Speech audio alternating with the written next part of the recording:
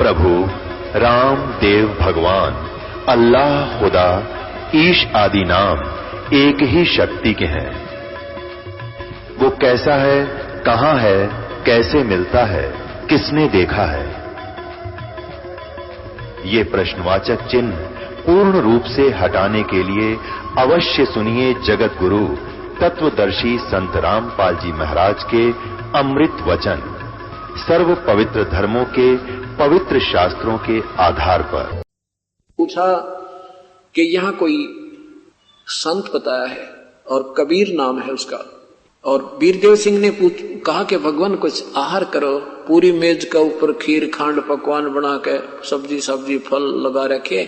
तो सिकंदर लोधी ने कहा कि तेरे आतिथ्य सेवा से मैं प्रसन्न हूं, पर वीर सिंह मैं खा कुछ नहीं सकता, मैं कुछ नहीं खा सकता, मेरी तो बुरा हाल हुआ पड़ा है, दिन रात रोता हूं, मुझे जलन का रोग है। जलन का रोग ऐसा होता है जैसे किसी का अग्नि में हाथ जल जावे, उसमें भयंकर पीड़ा होती है, और वो दर्द ऐसा होता है कि जला दिखाई नहीं देता लेकिन दर्द उतना ही होता है। अब वीरदेव सिंह बघेल ने कहा कि वो जो ही कहा कि वो कबीर नाम का कोई संत है, वो कैसा है आप तो जानते होगे। तब वीरदेव सिंह बघेल की आंखों में आंसू आ गए, कहने लगे अब आप ठीक ठिकाना आ गए राजन, और ये वही कबीर है जिसने वो गायें जीवित की थी। और हौसला बढ़ गया कि वही है, ये कहा वही है। भाई ठीक है, उसको बुला के ला। अब वो महाराजा वीरदेव सिंह राजा और सिकंदर लोधी महाराजा, राजा महाराजा के वचन को टाल नहीं सकता, पर विधिवत कहता है कि महाराज जी मैंने ऐसे सुना है संतों को बुलाया नहीं करते, स्वयं जाने से लाभ होता है। यदि हम उन्हें बुला भी लेंगे और वो आ भी जाएंगे आदेश से, रजा नहीं बख्शेंगे तो कोई काम नहीं बनेगा। सिकंदर लोधी बोला मत बुलाना, मैं ही चलता हूं। तो वीरदेव सिंह को पता था कि शाम के समय कबीर साहब श्री रामानंद जी अपने मुंह बल्ले गुरु जी के आश्रम में प्रतिदिन आते हैं, शाम के समय अवश्य आते हैं, दिन में अपना कपड़ा बुनते हैं। तो वीरदेव सिंह बघेल और सिकंदर लोधी कुछ सैनिक साथ में बॉडी गार्ड, और वहां पहुंच गए। रामानंद जी के आश्रम के सामने जाकर खड़े हो गए, और वहां द्वारपाल पर बैठे सेवक से कहा वीरदेव सिंह बघेल ने, क्योंकि वो परिचित था वहां के नियमों से, वीर सिंह जी ने कहा कि भाई भगत जी रामानंद जी स्वामी जी से प्रार्थना करो, दिल्ली के बादशाह सिकंदर लोधी उनका दर्शन करना चाहते हैं। उन्होंने पूछा कि यहाँ कबीर साहब आ लिए या आने वाले हैं? तो सेवक ने कहा कि अभी आए नहीं है, आते अवश्य हैं, और उनका समय अब आने का हो ही गया है। तो सिकंदर लोधी ने कहा कि इंतजार कर लेते हैं आश्रम में बैठ कर, तब तक आ जाएंगे, फिर उनसे बात करेंगे। तो जो ही संदेशा अंदर रामानंद जी के पास गया, तो रामानंद जी परमेश्वर के से परिचित होने के उपरांत अन्य जाति वाले हिंदुओं को तो शिष्य बनाते थे, उनसे नफरत नहीं कर रहे थे, परंतु मुसलमानों से घृणा अब भी जारी थी, और बहुत ज्यादा नफरत करते थे मुसलमानों से वो रामानंद जी ब्राह्मण।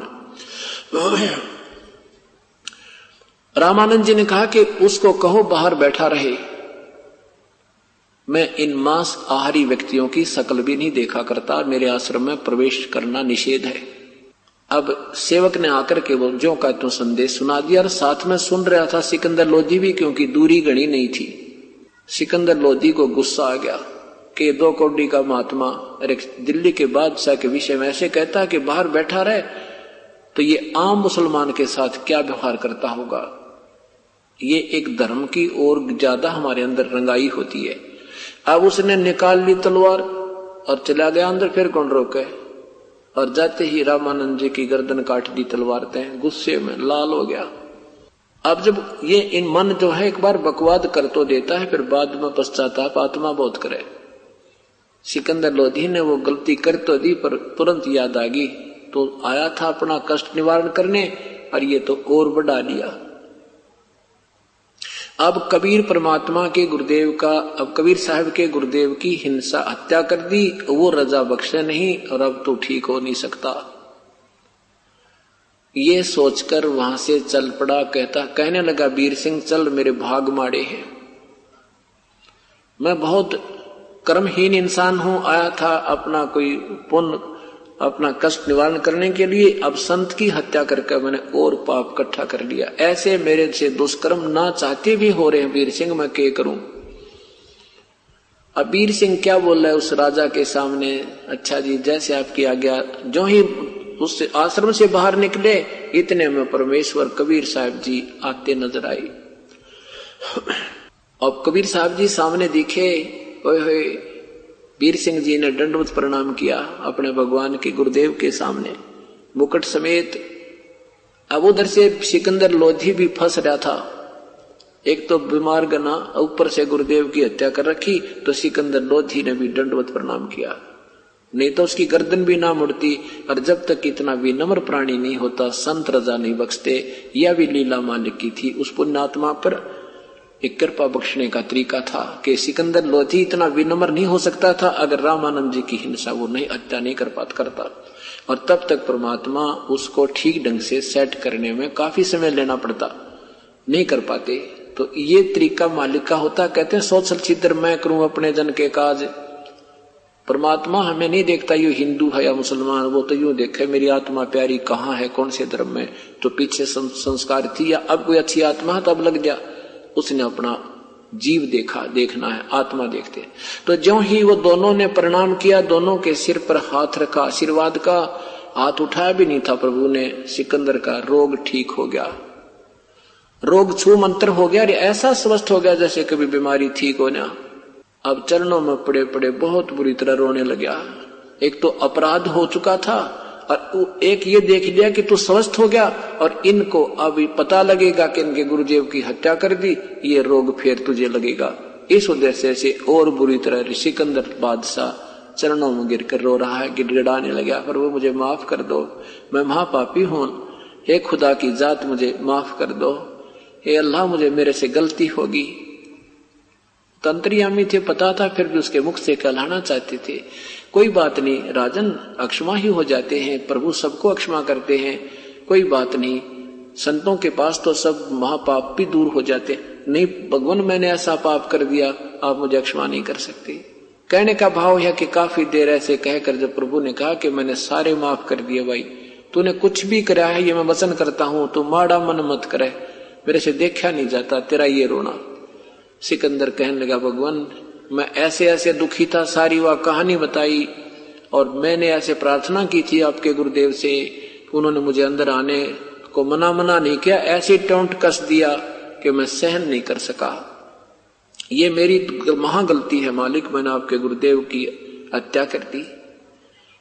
कबीर साहब बोले कोई बात नहीं, उनकी हत्या उनका जो संस्कार तेरे हाथ से ही था, यू पहले निर्धारित था, ये तो होना ही था, क्यों चिंता करता। कोई बात नहीं, एक काम कर, ऐसे मत जाना, इनका अंतिम संस्कार कराना, नहीं तो दुनिया तुझे कहेगी वे अच्छा निकम्मा राजा, और कुछ भी सिंपैथी नहीं जाहिर की।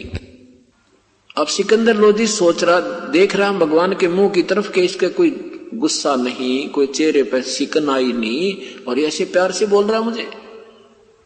परमात्मा यूं कहकर कबीर साहब आगे आगे चल दिए, दोनों नरेश पीछे पीछे आ रहे हैं। सिकंदर लोधी कहता है वीर सिंह भाई ये तो भगवान ना पड़ा है, ओहो मेरे सिर पे हाथ रखते मैं स्वस्थ हो गया वीर सिंह, मैंने सारे बाजे बजा लिए थे, सब टोने टोटके करवा लिए थे, सब वैद बुला लिए थे, और कहीं मेरे को राहत नहीं मिल रही थी। और वही दूसरी बात देख, मैंने इनके गुरुजी की हत्या कर दी, इनको कोई गुस्सा भी ना आ रहा है। भाई भगवान नहीं है तो भगवान से कम भी कोई ना। अब आम आदमी चाहे कितना भी क्यों ना है, वो हर सोच सकता है, इतना बुद्धि से विचार लगा सकता। सिंह मन मन में कह रहा कि ये तो रिहर्सल दिखाया आपको, अभी देखते रहना क्या होगा। ये तो एक ट्रेलर है, आपको ट्रेलर दिखाया अपनी शक्ति का इस परमेश्वर ने। अंदर वीर सिंह, अंदर कबीर साहब पहुंच गए, जल्दी सी जाके देखा तो वीर सिंह रामानंद जी के शरीर दो टुकड़ों में अलग अलग चादरों से ढक रखा है, सिर न्यारा धड़ न्यारी। तब शिष्य वहां रामानंद जी के शिष्य कहने लगे कबीर साहब सिकंदर लोधी ने गुरुदेव की हत्या कर दी। कबीर साहब कहने लगे संत की हत्या नहीं होती भाई, ये 5 तत्वों का पुतला है तो जाना ही था, जीव कभी मरता है क्या, तुम कैसी बातें कर रहे हो। ये कोई तुम क्या क्या कह रहे हो, तुम इतने दिन सत्संग सुन रहे थे। यानी वो चाहते थे कहीं ये और ना भड़क जाने को में या नाश हो जाए सारा ही, आपस में हिंदू मुसलमान का झगड़ा प्रारंभ हो जाए। परमात्मा ने ऐसे ढंग से प्यार तक कहा, कमाल करते हो तुमने क्या सुना इतने दिन में, और इनका संस्कार था, इससे मरना था, ये बता इसने कौन टाल दे भाई, ये तो पूर्व निर्धारित था, ये होना ही था। आप सब चुप हो गए भाई। फिर इतने में आ गया सिकंदर पीछे पीछे, सारी फिर डर गई, तो फिर आ गया। आश्रम वाले शिष्य तो अपना बैठ गए एक तरफ, मुंह लटका कर, भाई हो गया सो हो गया। परमात्मा ने क्या, परमेश्वर ने क्या किया, कबीर साहब ने कहा अपने गुरुदेव के चरणों को हाथ लगा के मुंह बोले गुरुदेव के, गुरुदेव एक बार दर्शन देना। सिकंदर लोधी राजा दिल्ली के बाद से आए, और जो ही परमात्मा ने ऐसा कहकर अपने गुरुदेव के चरणों में दंडवत प्रणाम किया, वो शीश उठकर धड़ पर जुड़ गया और रामानंद जी जीवित हो गए। बोलो सतगुरुदेव की जय। अब क्या देखा कि रामानंद जी के कटे हुए शरीर से आधे में से खून की धारा बह रही थी, आधे में से दूध की बह रही थी। अब रामानंद जी समझ तो गए सारी कहानी ने कि ये क्या हुआ, और मेरे को जीवित करने वाला ये भगवान सामने बैठा है। तो कबीर साहब से कहा कि हे परमेश्वर, कबीर साहब मेरी एक शंका का निवारण करो कि मेरे शरीर से आधा खून आधा रक्त, आधा दूध आधा रक्त कैसे निकला। तब कबीर परमात्मा ने कहा, स्वामी जी आप जानी जान हो, मेरे को तो एक शाबाशी देना चाहते हो, आपको सब पता है परमात्मा। आप पहले केवल हिंदू एक ब्राह्मण जाति से ही प्यार करते थे, अन्य जातियों से नफरत करते थे हिंदू समाज में रहते हुए। वो तो आपने दास की बात को स्वीकार कर लिया। आप हिंदुओं से तो आप नफरत नहीं करते, चाहे किसी भी जाति का है, परंतु अब मुसलमान को भी से आप भयंकर नफरत करते हो। और हम एक पिता की संतान हैं, हिंदू मुस्लिम दो नहीं है। आज हम हिंदू हैं, कल मुसलमान के घर जन्म होगा, आज को मुसलमान है तो वो हिंदू के घर जन्म हो सकता परमात्मा। और जब तक हृदय में हमें हमारे अंदर द्वितीय भाव और द्वेष है, हम प्रभु के निकट नहीं जा सकते। इसलिए आप आद्य सेट हुए हो, अभी आप आद्य भगत बने हो, आद्य नहीं बने। उसी समय ने बोला, बेटा भाई भगवान आपने मेरी चौंध तोड़ दी, आपने मेरे हृदय का यो गंध निकाल दिया, मैं सचमुच में बहुत नफरत करता था। यूं कहकर रामानंद जी ने खड़ा होकर के सिकंदर लोधी को सीने से लगा लिया और कहा, बेटा मेरे से गलती होगी, मैंने तेरे साथ अभद्र व्यवहार कर दिया।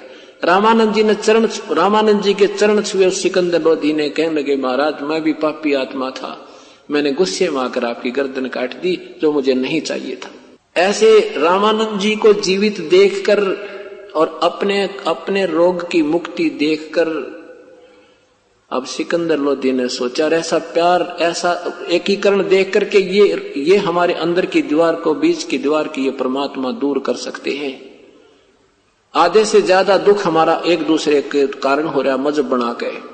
तो सिकंदर जी ने सोची कि इस महापुरुष को दिल्ली ले चलता हूं, और वहां ये ऐसा ज्ञान सुनेंगे सारे हिंदू भी मुसलमान भी, इनमें प्यार बढ़ जाएगा, और ये ऐसे जो बीच में अग्नि जल रही है एक दूसरे की, ये खत्म हो जाएगी।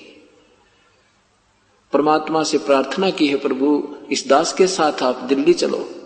परमात्मा ने कहा, हम ऐसे नहीं जाते किसी के साथ, हम उसके साथ जाते हैं जो हमारा शिष्य हो जाता है। कबीर अब सिकंदर लोधी कहने लगे, मालिक आपका शिष्य कैसे होना होता है कि मैं जो साधना बताऊं वो साधना आपने करनी है, और जो तुम पहले कर रहे हो वो त्यागनी है। शराब मांस तमाकू प्रयोग नहीं करना है, और ये मस्जिद में भगवान नहीं है। ये मंदिर जो बना लिए तुमने, मस्जिद मंदिर गुरुद्वारे चर्च, इनमें भगवान नहीं है। ये तो वो पवित्र यादगारें हैं जहां उन महापुरुषों ने अपनी कोई लीला दिखाई थी, उनकी याद बनाए रखने के लिए ये पवित्र यादगारें हैं। और ऐसे ही संत चाहिएंगे जिनसे वो यादगार बनी है। अब इन पत्थरों में भगवान नहीं है। अब सिकंदर लोधी ने अपना ऐसा खेल देखा, अपने दुख दूर देखा, तो मन मान गया कि हाँ जैसे आप कहोगे ऐसे कर लूंगा। लेकिन फिर भी अपने जो डिफिकल्टी थी वह बताई कि परमात्मा मैं मुसलमान धर्म में जन्म है मेरा, और यदि मैं इस परंपरागत उसमें मस्जिद में नहीं जाऊंगा, जुम्मे के दिन ऐसा नहीं करूंगा, तो ये प्रसाद रूप में मांस वितरित किया जाता है, ये नहीं लूंगा, तो ये ऑब्जेक्शन होगी। कबीर साहब बोले ऑब्जेक्शन नहीं होगा जब आपको ज्ञान हो जाएगा। मांस खाना जो है ये कहीं नहीं लिखा, ये मांस कहां से खाना आरंभ हुआ था तुम्हें ये ना पता। और दूसरी बात यह है कि तुम हलवा खाओ, पूड़ी खाओ, उस दिन खीर बना लो, मांस क्यों खा तू? और बिल्कुल नहीं खाएगा, और मांस खाएगा तो जा तू अपने घर में भाई। ये तो आपको एक फर्स्ट एड दिया हमने, आगे ना जाने कितने कर्मों में कष्ट है तुम्हारे, और भी भयंकर दोष आप पर हो सकते हैं, और नेक्स्ट जीवन में ना मेरा के बनेगी। अब सिकंदर लोधी नहीं चाहता था कि मेरे से ये भगवान छूट जाए। कहने लगे भगवान आप मुझे कुछ ऐसा रास्ता बता दो, मैं आपका मार्ग भी अपना लूं और ये मुसलमान समाज भी नाराज ना हो। उन्होंने कहा कि सबसे पहले ज्ञान आधार बनाना पड़ेगा। जब आपको ज्ञान हो जाएगा फिर सारा समाज एक तरफ होगा, तू एक तरफ होगा। तो क्या बताया उन्होंने कि जैसे नमाज क्या चीज है? ये स्तुति है परमात्मा की, और जब तक ये बीज नहीं बीजोगे तो ये स्तुति केवल काम नहीं आवे। जैसे आप बिजली की महिमा गाते हो, बिजली पंखे चलाती है, बिजली ये कर देती है, बिजली कूलर चलाती है, ट्यूबवेल से पानी निकाल देती है, एसी चलाती है, फैक्ट्री चलाती है, और अंधेरे को उजाले में बदल देती है। ये तो गुण है बिजली में, लेकिन ये मिलेंगे क्यों करे? न्यू कहन मात्र तो नहीं हो। जैसे माता के जागरण करते हैं तो शेरा वाली है, तो लट्टा वाली है, तो फलाने वाली है, तो ये कर देती है। वो कर तो देती है माता में, ये गुण है जो तुम रोज डोल पीटते हो, पर वो मिलेगी कैसे? वो देगी कैसे बिजली लाभ? वो माता लाभ कैसे देगी? उसका कनेक्शन लेना होगा विधिवत, और वहां अपना उसकी पूरी फॉर्मेलिटी करके कनेक्शन लो, फिर वो गुण गाओ से मत गाओ, उसके लाभ लिया करियो। गुण तो इसलिए याद दिलाए जाते हैं कि अन्य व्यक्ति भी समझ सके और हमें भी पता रहे, हम उसका विधिवत प्रयोग करें, उसके गुणों से परिचित रहें कि एक्सीडेंट ना कर बैठे। इसलिए उसमें लिखी हुई हिदायत पढ़ लेना कोई पाप नहीं, अच्छी बात है, लेकिन उन्हीं को गाते रहें और नमाज करते रहे, उसके अनुसार एक क्रिया भी नहीं कर रहे हो तो वो क्या फायदा उस नमाज के करने का? अब सिकंदर लोधी समझदार तो था ही, मान गया जी बात तो आपकी ठीक है, उस नमाज ने तो घर कर ले, उसमें क्या नाम है, मस्जिद में कौन सी ज्यादा विशेष स्पेशल वहां पर सुनवाई होगी तुम्हारी भाई। तो वो कहने लगे महाराज जी जैसे आप कहोगे दास आपका ऐसे करेगा, मैं मांस नहीं खाऊंगा। परमात्मा ने कहा कि तू बंद करवा दे, तेरे क्षेत्र में मांस नहीं खाया जाएगा। सिकंदर ने कहा भगवान इतनी हिम्मत मेरी नहीं है कि मैं इनके ना संघर्ष कर सकूं, तो आपका दास नहीं खाओगा, याद से प्रण करता हूं मैं। परमात्मा बोले ठीक है भाई तू मत खाना। उपदेश लिया कि आप जो कहोगे ऐसे साधना करूंगा, और वो बताए कि ऐसे कुरान शरीफ में ऐसे लिखा है, वो हजरत मोहम्मद को भी नहीं मिला, वो अल्लाह मैं हूं और मेरे पास वो मार्ग है। उपदेश ले लिया और परमात्मा को घर चलने के वहां राजी कर लिया दिल्ली लाने के लिए। अब वो शेख तकी भी साथ गया हुआ था, जो धार्मिक गुरु था हिंदू मुसलमान धर्म का, और एक नंबर का अपने हिंदुस्तान के सब मुसलमानों का मुखिया था, और वो महाराजा का भी गुरु था। अब जब देखा कि हाथी पर बैठा के सिकंदर लोधी और ला रहे हैं वहां रेस्ट हाउस तक, किसको? कबीर परमेश्वर को। और कबीर साहब कहने लगे जी अब तो मैं अपनी कुटिया में जाता हूं, कल सुबह आपके पास आऊंगा। तो रात्रि के समय सिकंदर लोधी ने शेख तकी के सामने और सब दरबारियों के सामने, सैकड़ों व्यक्तियों के सामने अपनी सारी कहानी बताई। भाई ये तो पूर्ण परमात्मा है, ये तो अल्लाह की जात है, ये तो बहुत तगड़ी शक्ति युक्त है। भाई ऐसे संत मैंने आज तक जीवन में नहीं देखे। मैं बीमार था, मैं स्वस्थ हुआ, मैंने ऐसे रामानंद जी की हत्या कर दी थी, मेरे सामने टुकड़े शरीर को जीवित कर दिया। भाई ये तो पूर्ण परमात्मा।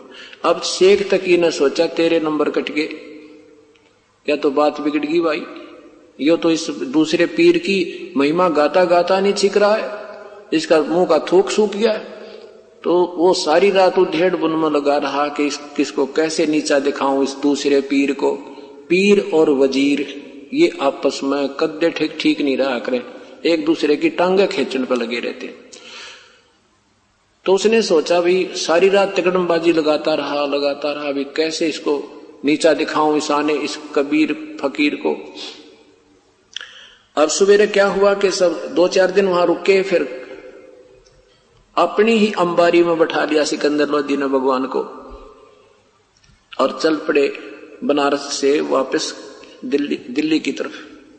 रास्ते में एक दरिया के पास आकर के पड़ाव लगा दिया। पानी का आसरा देख करके सैकड़ों हजारों की संख्या में सैनिक बॉडीगार्ड साथ थे। वहां पूरा काफिला रुक गया और तंबू लग गए, टेंट लग गए, राजा का अलग, पीर का अलग, सब सैनिकों का अलग, भंडार का अलग से। तो सुबह सब स्नान करके और वो प्रणाम करने जाता था उसको, शेख तकी को। अब शेख तकी के कौन? सिकंदर लोदी। शेख तकी के पास उसके टेंट में गया, सलाम वालेकुम कहा तो मुंह फेर लिया, ऐसे मुंह मोड़ दिया सिकंदर लोदी ने। और न उसने शेख तकी ने, सिकंदर लोदी परिचित था उसके नखरों से, पता था उसको कि इसमें कोई मरोड़ी होती है ना किसी का बात की, तो ये ऐसे ही करता है। सिकंदर लोदी ने कहा, पीर जी क्या हो गया? किस कोई खाने पीने में त्रुटि रही, कोई सेवा में कमी आई है, बताओ मुझे। कहने लगा, मुझे क्या जरूरत है तेरी सलाम लेने की, तुझे तो वो सलाम वालेकुम करने वाला मिल गया ना, वो कबीर। तू बहुत ही महिमा गा रहा था उसकी, ये तो काफिर है काफिर। और मैं कह दूंगा सारे मुसलमान समाज को कि राजा काफिर हो गया, उसका दीक्षा ले लिया। अब सिकंदर लोदी के पैरों तले की जमीन खिसकी कि यूं तो एक नंबर का बदमाश आदमी है, जाते कहेगा सबको, और इसकी सारे मुसलमान मानते हैं, यूं तो जाते बात बिगाड़ेगा, तेरा राज्य गया। अब मुंह लटका कर वापस आ गया। फिर उसने कहा कि फिर क्या बात है पीर जी, आप कैसे प्रसन्न हो गए कि तू कह रहा था ना इसने वहां एक मुर्दा भी जीवित कर दिया है, मेरे सामने करवा के दिखा तब मानूंगा। मैं कह दूंगा सारे समाज को कि ये भगवान है, अल्लाह की जात है, नहीं तो मैं वहां जाकर के सब बता दूंगा ये ढोंगी है, राजा को बहका दिया है, राजा हिंदू हो गया है, काफिर हो गया है। अब सिकंदर लोदी दो पाटों के बीच फंस गया। परमात्मा ने छोड़ा कैसे? क्योंकि ऐसा उपकार कर रखा, और वो वहां का उसने वो राज छूटे ना। शेख तकी राज का मालिक, क्योंकि मुसलमानों से ही राज उसको था, वो सारे उल्टे हो गए तो वो राज समाप्त हो जाना था। तो वापस आके कबीर साहब के पास टेंट में बैठ गया, मायूस सा हो गए। अंतर्यामी परमेश्वर ने पूछा कि क्या बात है राजन, कोई राजकाज की बुरी खबर सुन ली क्या? राजा ने कहा कि हे भगवान, आपके रहते राजकाज में तो कुछ नहीं हो सकता, लेकिन ये शेख तकी मेरे गुरुजी है ना पहले वाले, ये धार्मिक गुरु, यो मेरी शर्म दर्द है। यो पहले मुझे ऐसे परेशान रखता, पर आज तो यो ज्यादा ही कुछ दूसरा रूप बदल रखा इसने। ये कहता है, इसने सारी कहानी बता दी कि ये कहता है ऐसे कर दूंगा। हे महाराज जी, ये तो सारे मुसलमान इसके कति पिट्ठू हैं, एक बार इसने जबान निकाल दी तो सब बगावत कर देंगे। हे परमात्मा, आप ही के हाथ में मेरी लज्जा है। कबीर साहब ने कहा भी ठीक है, मैं वापस चला जाता हूं। सिकंदर कहने लगा, नहीं महाराज, आप वापस मत जाना। तो परमात्मा ने कहा उसको कह दे कोई सा मुर्दा ले आवे जिसने मैं जीवित कर दूं। अब शेख तकी तो खुश हो गया, सिकंदर तो प्रसन्न हो गया कि मेरे सामने ऐसी लीला कर रखी, कोई देर नहीं इसने, तो भगवान को कोई देरी नहीं, 1 मिनट में कर देगा। तो शेख तकी के पास आया कि शायद शेख तकी ने मेरा जी हो जा, मन प्रसन्न हो जा और मेरा राज्य बच जा। कहने लगे, पीर जी ले आओ कोई मुर्दा। गुरु जी कहते हैं, महाराज जी कह रहे मैं जीवित कर दूंगा। शेख तकी कहता है मैं कहां से लाऊं मुर्दा, कभी होगा जब देखी जाएगी। परमात्मा ने वह भी समस्या हल कर दी। इतने में एक 12-13 वर्ष की आयु का लड़के का शव मृत घोषित करके घर वालों ने जल प्रवाह कर दिया। जैसे कुछ ऐसे वर्ग है जो जलाता नहीं न दफनाता है, वो जल प्रवाह कर देता है। ऐसे मृत होने के बाद उस 12-13 साल के बच्चे को और ऐसे जैसे सुचारू ढंग से प्रवाह कर देते हैं, जल प्रवाह कर देते हैं, और वो सोचते हैं भी कोई जीव जंतु खाकर इसके मांस को दुआ देगा, ऐसे उनका मानना होता है। तो वो ऐसा एक शव आ रहा है, तो सैनिकों ने कहा कि वो आ गया, वो देखो मुर्दा आ रहा है। शेख तकी कहता है वो आ गया मुर्दा, कर दे जिंदा। परमात्मा ने कहा पहले तू जंतर मंत्र कर ले अपना। कबीर साहब ने कहा कि शेख तकी पहले आप कोशिश करो, कहीं बाद में नंबर बनावे फिर। तो शेख तकी खड़ा हो गया, दूसरे भी कहने लगे हाँ जी पहले आप करो। शेख तकी करता रहा जंतर मंत्र, वो कम से कम भी 600 फुट दूर चला गया। बहकर चला गया काफी दूर। तो शेख तकी कहता है कि मुर्दे कभी जिंदे होते हैं क्या, और ये चाहता था कि मेरी इज्जत रह जाए और मेरे को लगा दिया, वो चला गया ना मुर्दा। तो परमात्मा ने कहा कि बैठ जा शेख तकी, रुक जा थोड़ी सी देर। ऐसे संकेत किया था मालिक ने अपनी उंगली का, ऐसे किया था।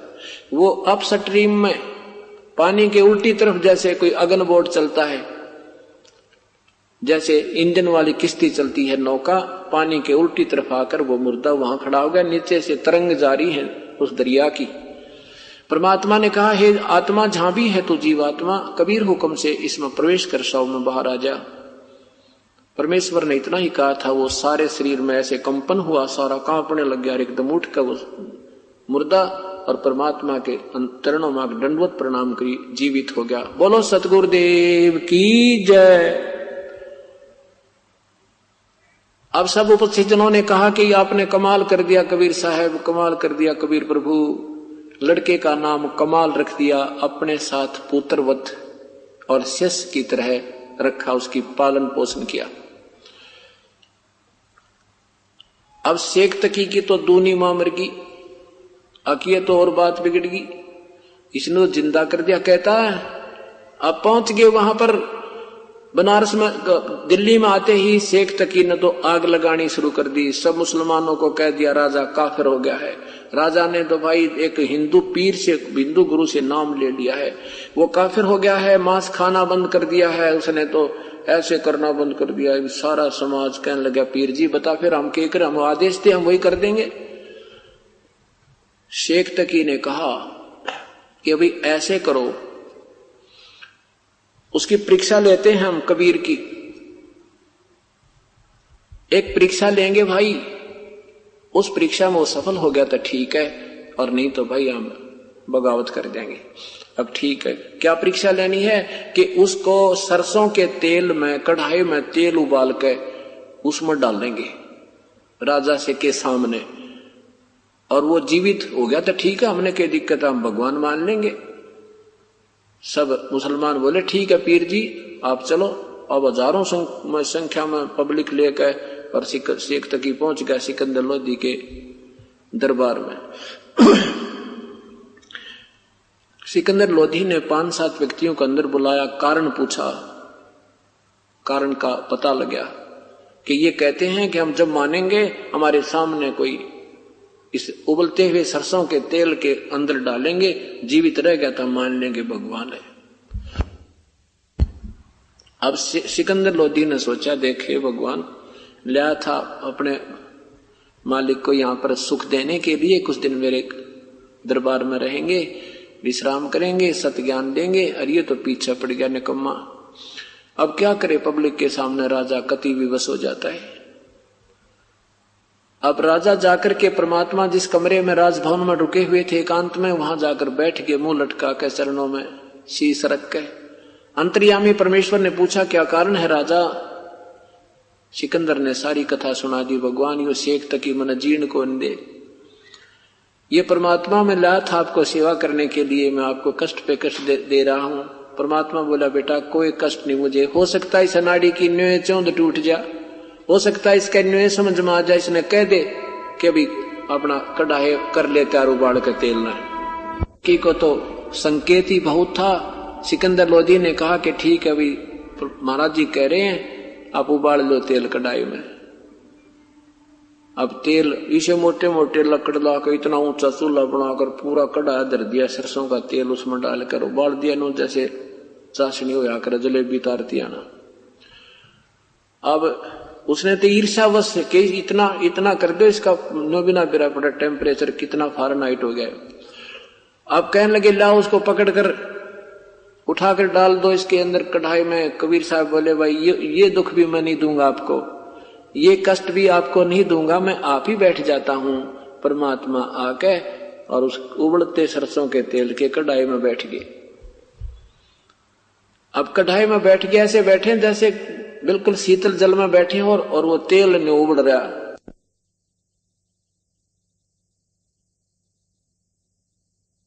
कहता है ये तो जादू जंत्र जानता है, इसने तेल की तासीर ठंडी कर दी है। अब सिकंदर लोधी ने सोचा भी सचमुच महाराज जी को तो बिल्कुल ऐसे बैठे हैं जैसे शीतल जल में बैठते हैं, कहीं सचमुच ये तेल ठंडा ना हो गया हो। सिकंदर लोधी ने सोचा मैं परीक्षा लेता हूं शेख जी।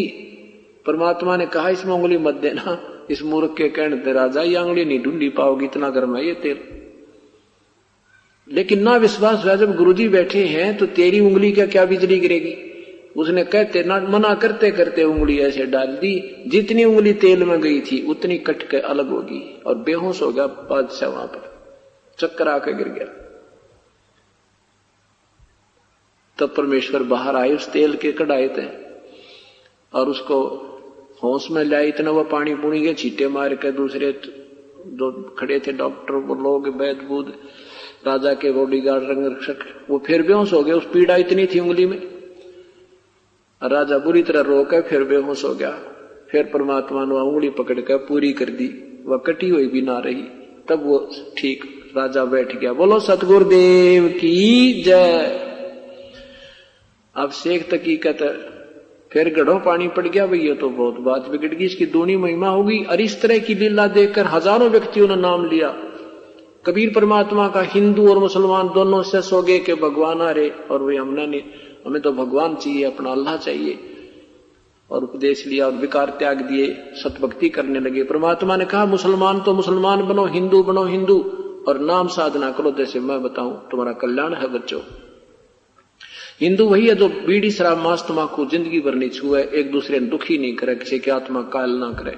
वही मुसलमान है जो मांस तंबाकू बीड़ी शराब का हाथ ना लावे और ओछी साधना नहीं करे, किसी की आत्मा नहीं दुखावे, वो मुसलमान है।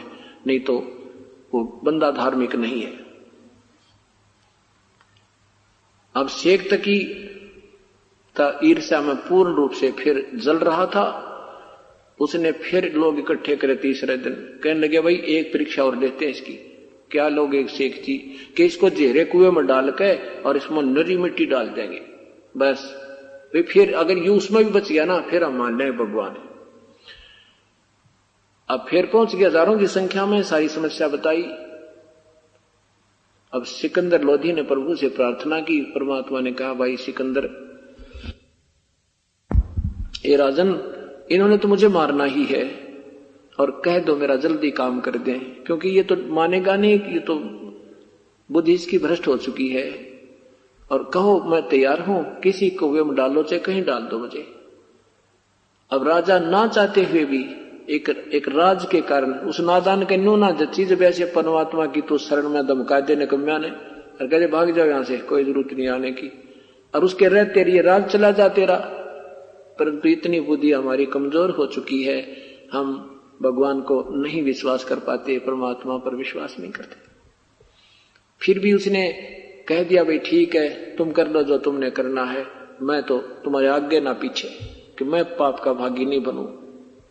अब परमात्मा को पकड़ लेंगे जबरदस्ती और जाके एक बहुत गहरे कुएं में, पहले 150 फुट पानी हुआ करता नीचे, उसमें पटक दिया ठाक है, और ऊपर से माटी छोटी ईंटें झाड़ झंखाड़ कांटेदार झाड़ियां ठोक दिया ठाडा, उसमें को हजारों टन माटी ठोक दी। और शेख तकी फिर हाथ मुंह धो का वह सिकंदर के पास आया और कहा सिकंदर महाराज कहाँ गया वो तेरा भगवान, वो अल्लाह कह रहा था तू, अब ऐसा काम कर दिया राजन, उसका वो मर गया, उस नीचे दब कर मिट्टी गए। अब सिकंदर लोधी कहता है कि किसके विषय में बात कर रहे हो शेख जी, कि उस तेरे कबीर के विषय में जो तेरा गुरु बना था नया नया। क्या हो गया उनको कि उसको ऐसे डाल कर आए मिट्टी, वहां सैकड़ों लाख हजारों आदमियों के स्नेह, और उनके सामने उसके अंदर डालकर उसको भर दिया पूरा मिट्टी से। सिकंदर लोधी कहता है गुरु जी थे बैठे उस कमरे में ही। सिकंदर लोधी शेख तकीर 4-5 जने जाकर देखे परमात्मा वहां बैठे मस्त। शेख तकी की दमा मर गई, हे भगवान यू कद मरे क्यों कर मरे, ये कैसे हारे, क्योंकि कहते राज तजना सहज है, ये सहज त्रिया का नेह, मान बढ़ाई ईर्षा दुर्लभ तजना ये। घर भी त्याग सकते हो, परिवार का मोह भी त्याग सकते हो, लेकिन यह मान बढ़ाई ईर्षा या नहीं छूटा करे इंसान पे। और जब तक ये नहीं छूटेगी भक्ति निकट भी नहीं आपके। अब शेख तकी ने सोचा भाई या तो कैसे काबू आवे, यो हारे ना सिकंदर लोधी का मुंह मेरी तरफ बढ़े। उसने कहा सारे समाज को फिर कहा भी ठीक है, ये जादू जंत्र जानते हैं, ऐसे तो कर ही दिया करते हैं भाई, जब मानो जब मेरी लड़की को जीवित कर दे तो कब्र में दबा रखिए भाई, तब मान जाएंगे हम सारे के सारे। अब सब मुसलमान भाई इकट्ठे हो गए, हाँ जी ठीक है, चले सिकंदर लोधी के पास। परमात्मा ने तो करना था जो करना ही था। वह प्यारी आत्मा 4 वर्ष साधना करके वो छोड़ गई थी नादान, उसको फिर उस पर रहम करना था और उसकी अकल खोलनी थी। देख अब दुनिया का अंधेरा हटाना था उस लड़की के माध्यम से कि ताकि ये बूढ़ी आत्मा मुझे न पहचानने में भगवान हूं। तो क्या किया, सिकंदर लोधी के सामने कहा कि हम तो तब मानेंगे इसे प्रभु परमात्मा मेरे सामने इस लड़की को जीवित कर दे जो मेरी कब्र में दबा रखी है, नहीं तो हम नहीं मानेंगे। सिकंदर लोधी ने कहा प्रभु ऐसे ऐसे एक और समस्या पैदा कर दी इसने तो। परमेश्वर ने कहा भाई ठीक है, इनको कह दो आज से तीसरे दिन वो लड़की जीवित की जाएगी और डंडोरा पिटवा दे, आसपास मुनादी करवा दे, कहीं किसी का शक रह जा। परमात्मा न्यू चाहे थे यूं तो मानना कोई निकम्मा करन, परंतु और तो मान जाएंगे जो देखेंगे मेरी लीला को, ये मेरी प्यारी आत्मा मुझे इसी तरह मुझे पहचान कर शरण में आ जाएंगे, अपना उद्धार करा लेंगे। अब नो सुना, ये तो सुना था कि भी एक लड़का जीवित कर दिया, कोई कहता झूठ बोल रहा है, ऐसे थोड़ा ही होता है, कोई हाँ कह कोई ना कहता। तो परमात्मा ने शंका निवारण पूरी करनी थी। ये सुना कि तीसरे दिन एक मरी हुई लड़की को जीवित करेंगे। देखा वहां पर लाखों की संख्या में, कोई हजारों की संख्या में लोग इकट्ठे हो गए और क्या किया, वह कब्र फुड़वा दी।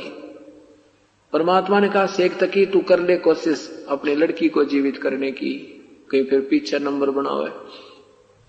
उपस्थित जनों ने कहा कि भगवान जिस बाप के पास कोई जादू जंत्र या कोई जड़ी बूटी हो, कौन अपने बच्चे को मिट्टी में डाले, इसके पास कोई शक्ति नहीं है। आम व्यक्ति कहने लगा आप कृपा बख्शो। परमात्मा ने कहा हे शेख तकी की लड़की जीवित हो जा, वह लड़की जीवित ना हुई। हे शेख तकी की लड़की जीवित हो जा, लड़की जीवित नहीं हुई। तीसरी बार फिर कहा, फिर भी नहीं जीवित हुई। तो शेख तकी ने भंगड़ा पा दिया, नाचा कूदा, खुशी मना ली। अब हार गया, हार देख लो भी पाखंडी का पाखंड पकड़ा गया। अपनी बेटी जीवित ना होने का गम नहीं, कबीर साहब के हार जाने की खुशी मना रहा है डांगर, नाचा कूदा।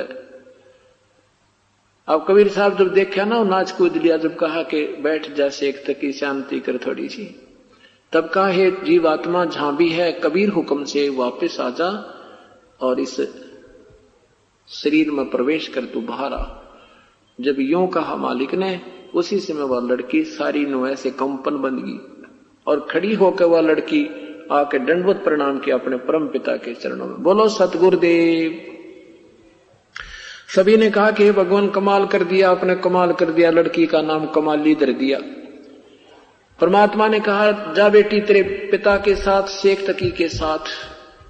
लड़की ने कहा ये मेरा पिता नहीं, ये तो समाज का दुश्मन है।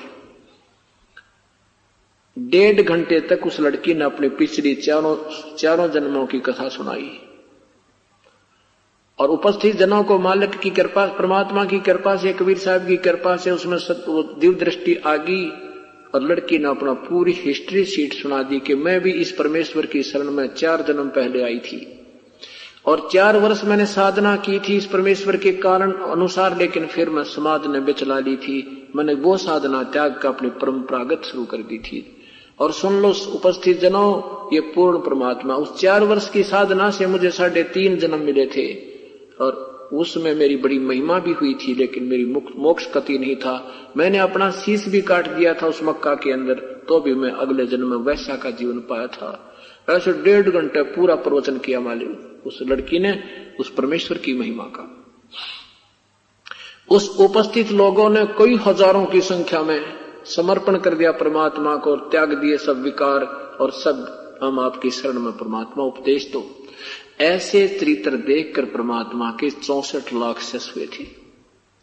आज से 550-600 वर्ष पहले हिंदुस्तान की कितनी आबादी होगी विचार करना, और उनमें से 64 लाख से हो जाना, जो कि आजकल तो ये टीवी मीडिया चल रहा है, यो भी ना था। और ना कोई प्रचार प्रसारण का साधन था। परमात्मा एक एक स्थान एक एक समय में 100 जगह प्रकट हुआ करते, पर वो अपनी प्यारी आत्माओं को अपनी करामात और ज्ञान दे करके अपने चरणों में लिया करते थे। ऐसे वो लड़की अपने साथ रखी अपनी बेटी के रूप में और उसका उद्धार किया सतभक्ति प्रदान करके। बोलो सतगुरुदेव की जय। परमपिता परमात्मा पूर्ण ब्रह्म कबीर परमेश्वर की असीम रजा से ये 7 दिन की सत्यनारायण कथा चल रही है। जो पुण्यात्मा इस अमृत वर्षा में भीग रहे हैं, सौभाग्य है उनका। परमात्मा कहते हैं मानुष जन्म दुर्लभ है, ये मिले न बारंबार। जैसे तरवर से पत्ता टूट गिरे वो बोर न लगता डारे। मानुष जन्म पाए के जो नहीं रटे हरि नाम। जैसे कुआ जल बिना बनवाया क्या काम। कबीर हरि की भक्ति करो तज विषयां रस चोजे। बार बार ना पाओगे या मनुष्य जन्म की मोजे। लौट सको तो लूटियो राम नाम की लूटी। पीछे फिर पछताओगे प्राण जहांगे छूटे। पुण्यात्माओं, हमारे ऊपर इतना अधिक दबाव है इन तीनों गुणों का, जिस कारण से हम इतना सत्संग सुनकर भी पूर्ण रूप से परमात्मा की वाणी का अनुसरण नहीं कर पाते। जैसे शराबी व्यक्ति ने घनी शराब पी रखी हो तो उसके बस की बात नहीं होती, वो दूसरे की बात को जो वो कह रहा है उसको सुन कर अप्लीकेबल कर ले, उसको मान ले, उस तरह वो करने लग जावे।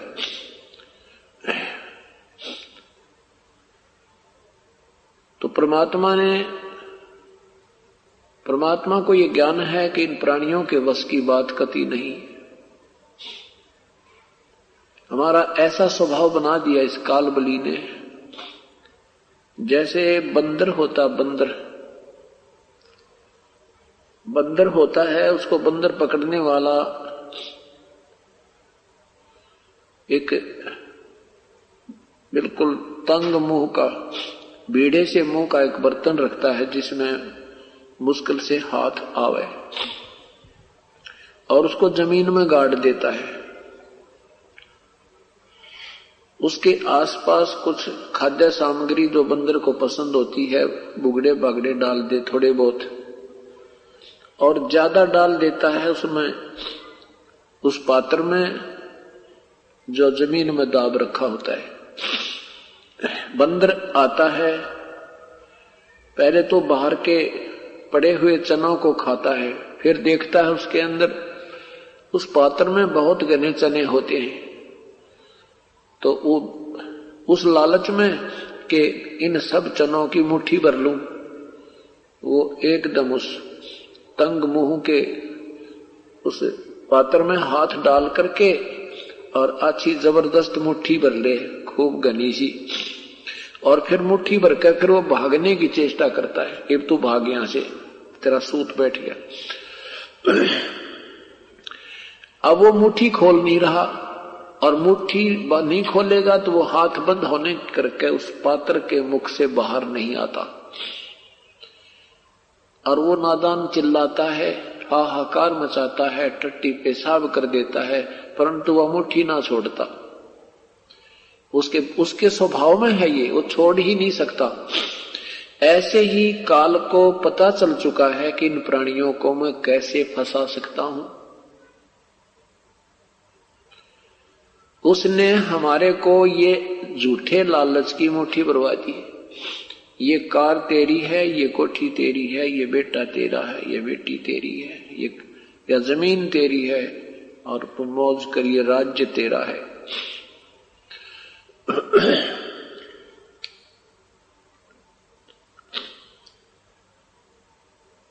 और 1 मिनट में 1 सेकंड के बाद श्वास समाप्त हो जाए, आपका कुछ भी को नहीं, कुछ नहीं अपना।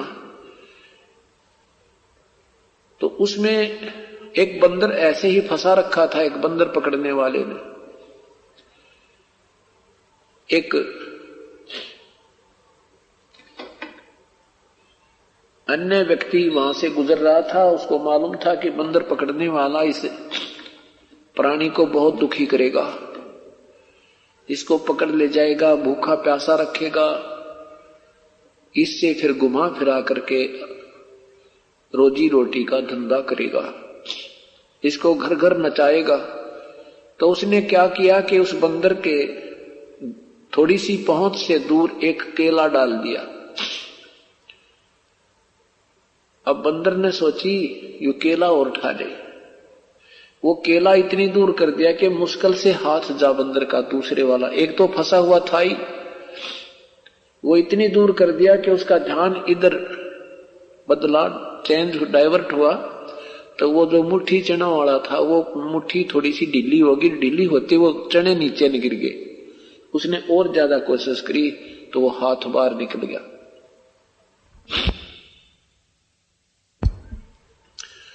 अब बंदर ने केला मिल गया, फिर वो चनों की मुट्ठी, उसमें फिर हाथ नहीं फंसाया, फिर वो जान गया ये तो चक्कर कसूता था। तो अब परमात्मा ने हमारे लिए ये तरीका ढूंढा है कि वैसे तो ये छोड़ नहीं सकते, इनके बस की बात नहीं। अब परमात्मा ने हमें ये राम नाम का और ये सत्संग रूपी केला डाल दिया। अब थोड़ी सी हमारी ढीली मुट्ठी होने लगी है। पहले तो हम एक दिन भी रिश्तेदारी में नहीं जा सकते थे, नो सोचा करते काम बिगड़ जाएगा, पीछे तो ऐसी हानि हो जाएगी, न्यू हो जाएगा। अब 7-7 दिन 5-5 दिन में, बीच में भी महीने के, हर महीने 3-4 दिन अब ये राम नाम के केड़े के लालच में हम आने लगे। और ऐसे ही ये एक दिन मुट्ठी कति खुल जाएगी और ये यही रहनी है, ये तो रहनी है, लेकिन ये राम नाम का केला लेकर हम चले जाएंगे। ये सतनाम की कमाई रूपी केला हमें मिल जाएगा। इसलिए परमात्मा कहते हैं, साहिब से चतला ले रे मन गर्भ गुमानी। साहिब परमात्मा, साहिब से चतला ले रे मन गर्भ गुमानी। नाभि कमल में नीर जमाया वो दिन याद करा। नाभि कमल में, मां के गर्भ में तेरा एक पानी की बूंद से शरीर बनाया उस मालिक ने। उन बातों को तू दुहरा ले, एक बार याद कर, चिंतन कर, तू क्या था, कि तेरी क्या स्थिति थी तेरी, और फिर मरने के उपरांत क्या होगा। ये ऐसी मिट्टी बनेगी पहचान में भी ना आवेगी। आज भी ये मिट्टी है, मृत्यु उपरांत भी ये वास्तविक मिट्टी बन जाएगी, 5 तत्वों में परिवर्तित हो जाएगी। इससे पूर्व क्या करना है, उससे पहले जो करना है, इस मिट्टी से हमने राम नाम का सोना निप जाना है। वो तरीका बताते हैं कि इधर तू थोड़ा सा लोभ कर। नाभ कमल में नीर जमाया वो दिन याद कराए। नीचे जठरा अग्नि जल थी तेरे लगी न ताती बाए। नैन नाक मुख द्वारा देही नक्शक साज बनाए। 9-10 मास गर्भ में रख्या वहां तेरी करी सहाय। दांत नहीं जब दूध दिया था अमी महारस खाए। नीचे शीस चरण ऊपर को तेरा लगी न ताती वो दिन याद कराए। अब क्या बताते परमात्मा कि तू मां के पेट में था, ऊपर न पैर थे, नीचे को तेरा शीश था,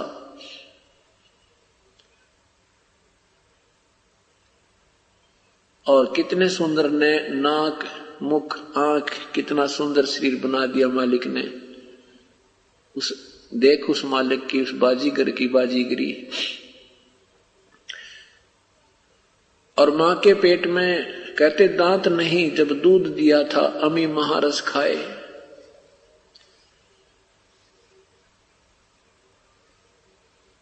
दांत नहीं जब नीचे शीश चरण ऊपर को, तेरा लगी न ताती बाए।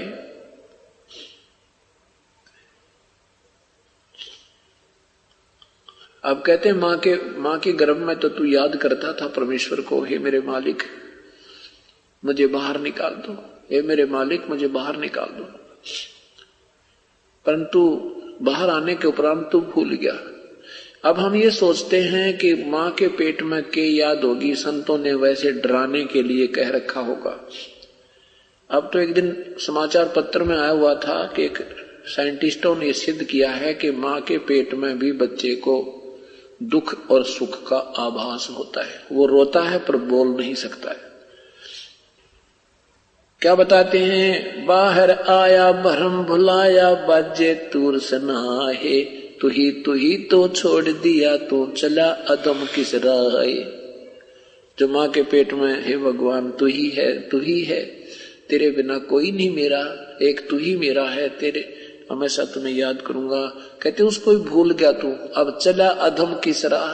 अरे निर्भाग, अब कौन सा तरीका ढूंढ लिया, घूटी सूटी लावा बकवाद करे दुनिया न लूटे, और फिल्म सिनेमे देख कर अपना जीवन व्यर्थ कर रहा, कहीं ताश खेल रहा, कि तो गप्पे मारे।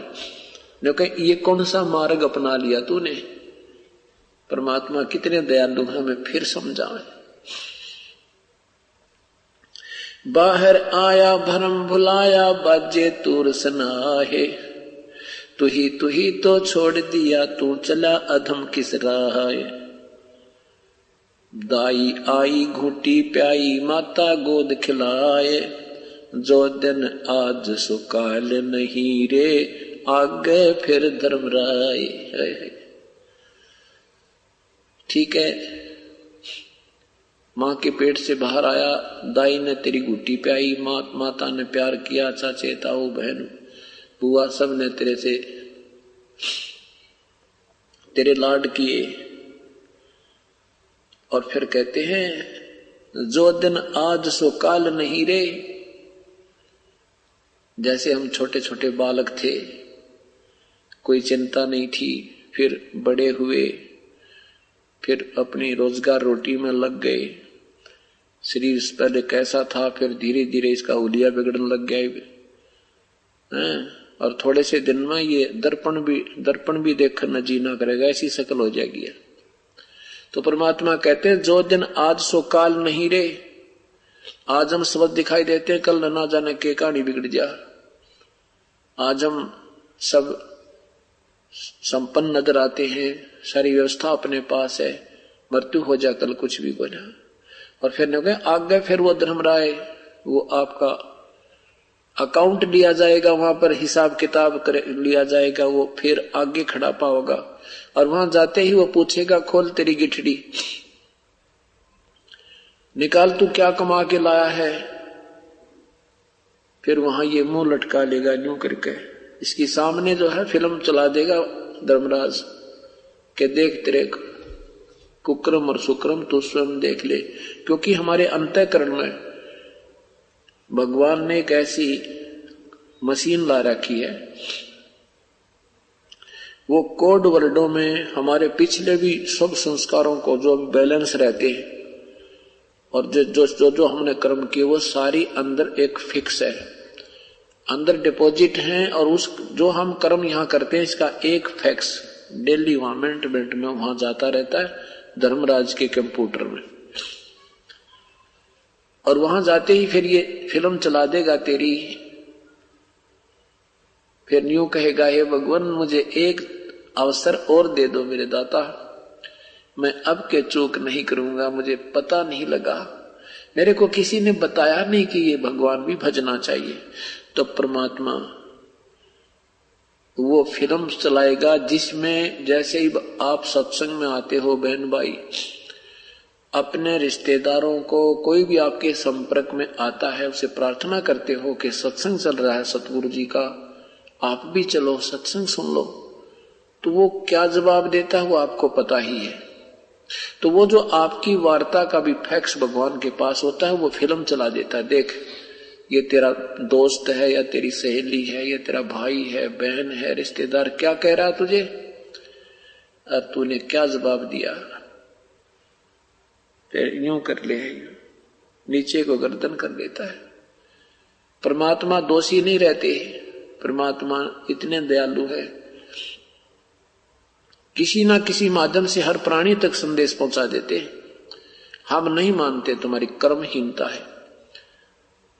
तो फिर कहते हैं जो दिन, फिर कहते हैं चल तू अपने संस्कारवश भोग अपने भाग्य को, फिर कभी मानव शरीर मिलेगा बेटा, फिर देखूंगा तुझे। तू यहां से जाता है जब तो ऐसे ही बिल्ली बनकर जाता है, वहां जाकर तू शेर पाक जाता है। और अब देख नादान, ऐसे ऐसे तूने हजारों जन्म दिखा देगा पिछले धर्मराज 2 सेकंड में। ये देखते तूने जितनी बार यहां से गया, जब क्या कहा वापस आया, तूने यही जवाब दिए हैं। तो यहां परमात्मा हमें याद दिलाते हैं कि यहां आकर तू के बन जाता है। दाई आई घूटी प्याई माता गोद खिलाए, जो दिन आज सो काल नहीं रे, कल नहीं रे आगो फिर दुर्म राये। 12 वर्ष खेलते बीते, फिर लीना ब्याह करवाए, तरुणी नारी से घर बारी चाल्या मूल गवाए। फिर तेरी शादी हो जाएगी। पहले 12 वर्ष के बालक बहुत तगड़े हो जाया करते, और फिर तू कहते हैं तेरी शादी हो जाएगी, फिर तू इसी चक्कर में पड़ जाएगा। भगवान कति भूल जाता है। परमात्मा ने ये नहीं कहा कि शादी मत करवाओ, लेकिन परमात्मा वाले काम को क्यों छोड़ दिया, वो भी तो साथ करो। इतनी मेहनत एक पेट के लिए करते हैं, तो परम आत्म कल्याण के लिए भी कुछ समय निकालना चाहिए। इतनी सी बात है, सारा कुछ समझा करके यहां निष्कर्ष देते हैं प्रभु। रातों सोवे जन्म बेगोवे, धोंदी खेत कमावे, बिना बंदगी बाद बैत तेरा जन्म अकारथ जावे। अकारथ माने व्यर्थ। कारे कागा गए घर अपने बैठे सेत बुगाए। छोटे छोटे बालक थे, से काले बाल थे, अब देखो कति सफेद हो गए, और थोड़े से दिन में ये जाड़ दांत भी लगे विदाई लेने। कारे काग गए घर अपने बैठे सेत बुगाए, दांत जाड़ तेरे उखड़ गए हैं, या जिव्या गई ततुलाए। जाड़ दांत निकल जाएंगे जो, या जीभ भी ढंग से ना बोला करे, ना जाने बोल रहा कुछ और निकल रहा कुछ। तो कहते हैं ये सतिथि तेरी आवेगी, संभाल ले समय को। कोई बात नहीं, वृद्ध बूढ़ा सभी ने होना है, परंतु भक्ति करते करते होंगे तो वृद्ध अवस्था में आने वाली वो आपदाएं कम होंगी, बहुत कम होंगी।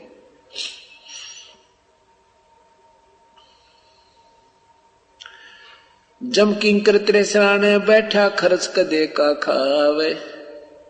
रसना बीच जो मेख मार है, सैनो दाम बतावे।